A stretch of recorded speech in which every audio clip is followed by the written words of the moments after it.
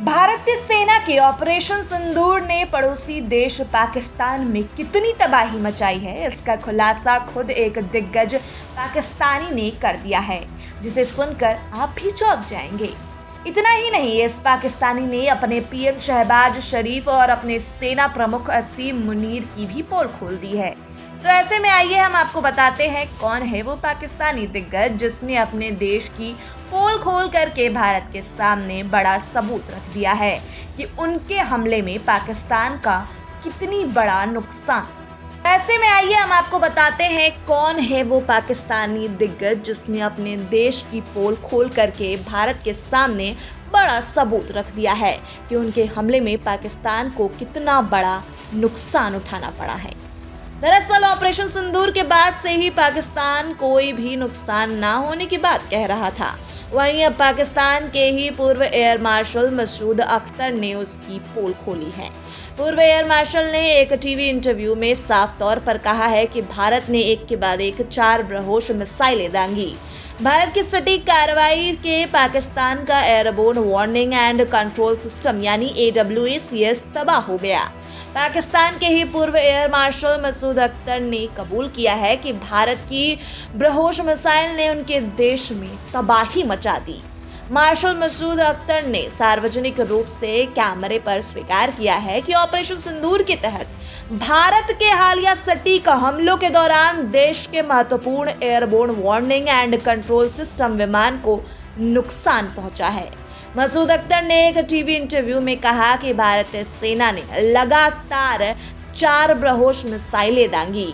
ये सतह से सतह पर थी या हवा से सतह पर, मुझे इसकी जानकारी नहीं है। हमारे पायलट AWACS को सुरक्षित करने के लिए दौड़े, लेकिन मिसाइलें आती रही।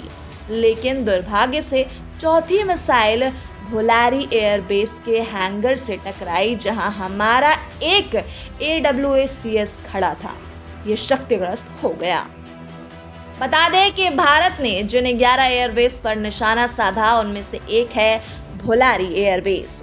भारतीय रक्षा सूत्रों ने पहले ही दावा किया था कि भोलारी बेस पर सीधा हमला हुआ था और मैक्सार टेक्नोलॉजी द्वारा जारी हुई हाई रेजोल्यूशन सैटेलाइट तस्वीरें द्वारा इसकी पुष्टि भी की गई थी। पूर्व एयर मार्शल मसूद अख्तर का यह बयान अब सोशल मीडिया पर खूब वायरल हो रहा है। बता दें कि भारत ने 7 मई को ऑपरेशन सिंदूर के तहत पाकिस्तान के ठिकानों पर सटीक हमले किए। ये कार्रवाई 22 अप्रैल को पहलगाम में हुए हमले के जवाब में की गई थी।